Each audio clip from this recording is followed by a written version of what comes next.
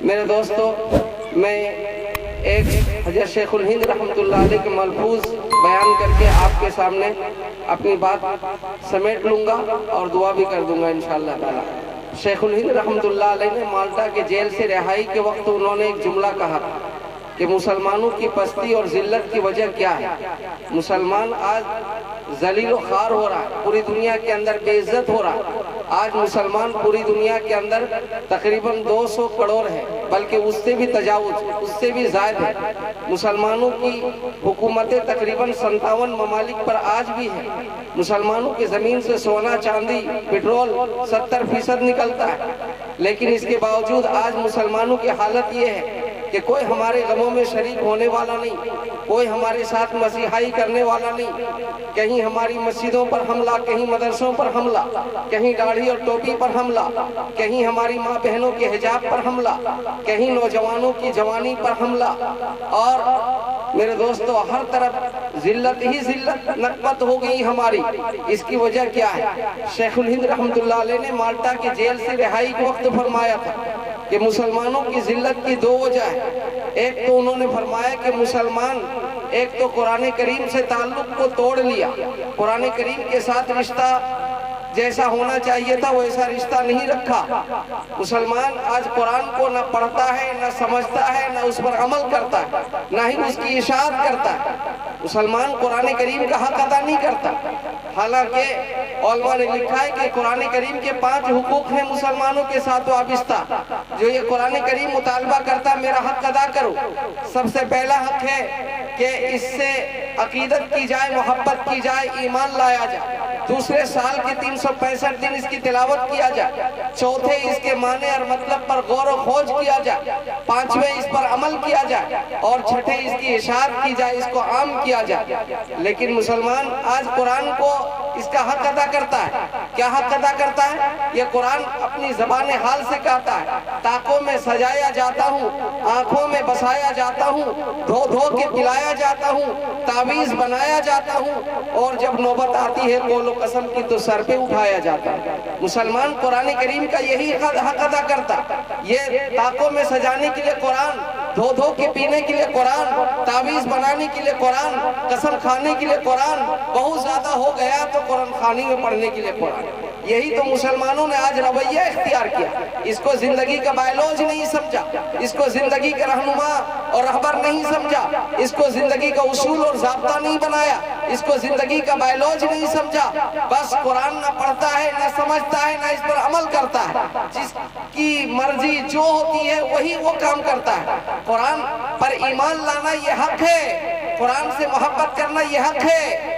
جیسے بیت اللہ کو دیکھنے میں ثواب، والدین کو دیکھنے میں ثواب، اور میرا پانین بزرگان دین کو دیکھنے میں ثواب، قرآن کریم کو دیکھنے میں ثواب و اجر عطا فرماتا خداوند تعالیٰ۔ اس لیے اس سے محبت کی جائے، اس پر ایمان لایا جائے، اس کے 365 دن اس کی تلاوت کیا جائے۔ کوئی منحوس دن، ناپاک دن ایسا نہ گزرے جس دن ہم اس کی تلاوت نہ کرتے۔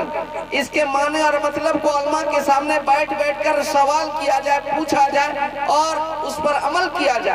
حلال کو حلال سمجھا جائے، حرام کو حرام سمجھا جائے، جائز کو جائز، ناجائز کو ناجائز سمجھا جائے۔ یہ قرآن کریم پر عمل کرنا یہ اس کا حق ہے، اور قرآن کریم کی اشاعت کرنا مکاتب قرآنیہ کے ذریعے، مدارس اسلامیہ کے ذریعے، دعوت تبلیغ کے ذریعے اس کی اشاعت کی جائے، اس کو پھیلایا جائے۔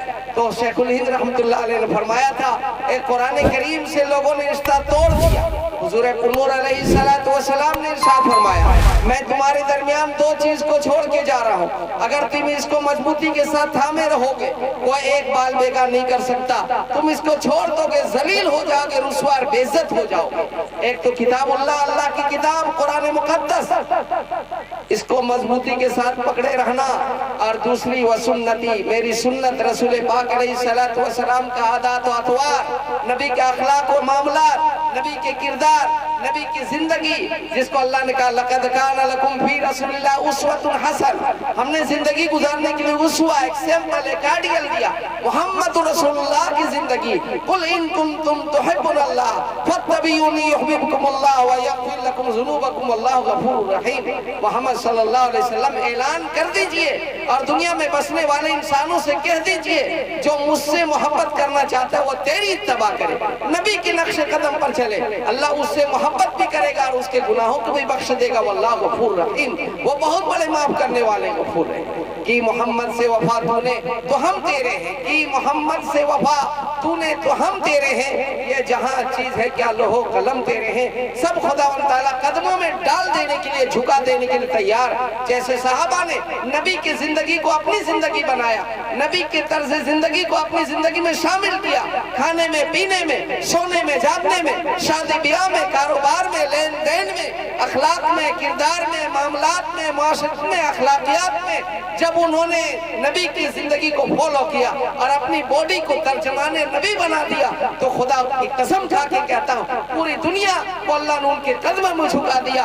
और मुख्तसर तादाद होने के बावजूद इकबाल ने कहा दस्त तो दस्त दरिए की बिना छोड़ा हमने, और बहरे जुल्मात में घोड़े दौड़ाया हमने।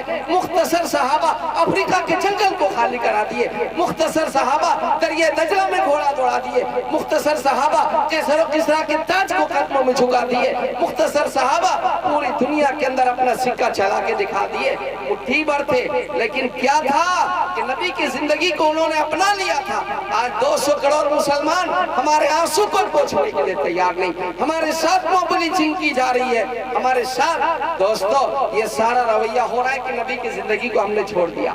अहद करें इस छोटी सी मजलिस में कि आज से हम अपनी जिंदगी को नबी की जिंदगी से शामिल करके खाने में, सोने में, जागने में और दुनिया के अंदर जितने सुबह से शाम तक, पैदाइश से मौत तक, सर के बाल से पैर के नाखून तक, जितने अक़वाल व अफ़आल, हरकत व सकानात सुबह से शाम तक हम करते हैं, वो मोहम्मद रसूलुल्लाह के तर्ज जिंदगी पर अपनाएंगे इंशाअल्लाह।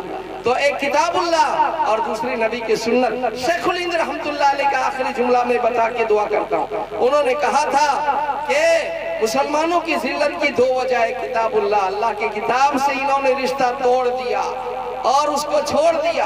मैं ये मकतब बरमसिया, मेरे दोस्तों ये छोटी सी जगह है, छोटा सा मकतब है, लेकिन आपको मालूम होना चाहिए कि इतनी बड़ी बुनियाद है, इतनी बड़ी बुनियाद है।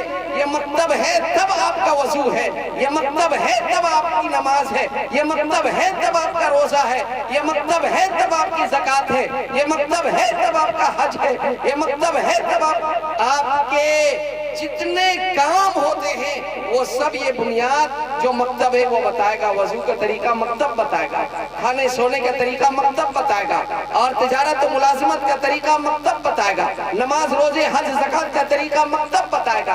अगर मकतब खत्म तो नमाज भी जैसे तैसे, रोजा भी जैसे तैसे, पता ही नहीं फराइज और वाजिबात और सुनन और मुस्तहब्बात, कारोबार का तरीका मालूम नहीं, जैसे चाहेगा वैसे करेगा। ये मकतब एक बुनियाद है, इसलिए कहा इससे रिश्ता जोड़ो, मकतब में अपने बच्चों को भेजो, किताबुल्लाह से ताल्लुक कायम करो। और दूसरी चीज जो शेखुल हिंद रहमतुल्लाह अलैह ने फरमाया था, मुसलमानों की जिल्लत की दूसरी वजह आपस के खाना जंगी, आपस के अंदर तोड़, आपस के अंदर बिगाड़, आपस के अंदर न भाई से भाई का बनता है, न बाप का बेटे से बनता है, न सास का बहू से, न बेटी का अपने माँ से, इसी तरीके से ससुर का न दामाद से।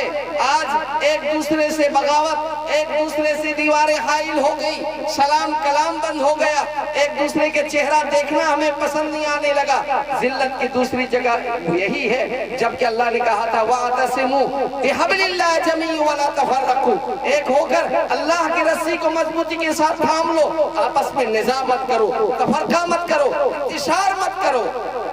इकबाल ने कहा था मनफात एक है इस कौम की नुकसान भी एक, मनफात एक है इस कौम की नुकसान भी एक ही सब का नबी दीन भी ईमान भी एक ही सब का नबी दीन भी ईमान भी एक, हरम पाक भी अल्लाह भी कुरान भी एक, हरम पाक भी अल्लाह भी कुरान भी एक। कुछ बड़ी बात थी होते जो मुसलमान भी एक, कुछ बड़ी बात थी होते जो मुसलमान भी एक। ये तो सैयद भी हो, मिर्जा भी हो, अफगान भी, ये तो सैयद भी हो, मिर्जा भी हो, अफगान भी हो। अरे तुम तो सभी कुछ हो, बता तो सही मुसलमान भी हो, तुम तो सभी कुछ हो, बता तो सही मुसलमान भी हो। फिरकाबंदी है कहीं और कहीं जाते हैं, फिरकाबंदी है कहीं और कहीं जाते हैं। क्या जमाने में पनपने की यही बातें? नहीं, एक हो जाओ तो बन सकते हो खुर्शीद व मुबीन, एक हो जाओ तो बन सकते हो खुर्शीदों में भी, वरना इन बिखरे हुए तारों से क्या बात बने।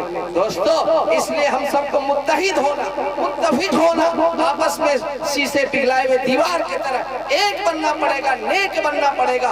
आपस में तफरका करेंगे, आपस में इंतशार करेंगे, खलफशार करेंगे, लड़ाई और झगड़े करेंगे तो अल्लाह फरमाते तुम्हारी हवा उखड़ जाएगी, हमारी इबादतें बेसूद हो जाएगी, बेकार हो जाएगी। न नमाज काम देगी, न रोजा काम देगा, न हज काम देगा, न ज़कात काम देगी, न तस्बीह काम देगी, न तिलावत काम देगी। इसलिए हम सबको एक दूसरे से मोहब्बत पैदा करना है, एक दूसरे के साथ ताल्लुक कायम करना है, अल्लाह और रसूल की निस्बत पर एक और नेक बन जाना है, ताकि मेरे दोस्तों दुनिया के अंदर भी हम आबाद हो सके, मरने के बाद भी हमेशा हमेशा की अल्लाह ताला ने जो हम सब के लिए जन्नत और जन्नत के मकामात जो बनाए हैं वो हम सबको हासिल हो जाए। इसलिए दुनिया भी हमारी आबाद, आखिरत भी हमारी आबाद इसी शर्त पर होगी जैसा कि शेखुल हिंद रहमतुल्लाह अलैह ने फरमाया, कुरान से रिश्ता मजबूत हो जाए, उसके माने और मतलब को समझा जाए, उस पर अमल किया जाए और आपस की इंतशार, खलफशार, लड़ाई और झगड़े को छोड़ दे। अल्लाह रब्बुल आलमीन से दुआ है परवरदिगार आलम हम सबों को कहने सुनने से ज्यादा अमल की तौफीक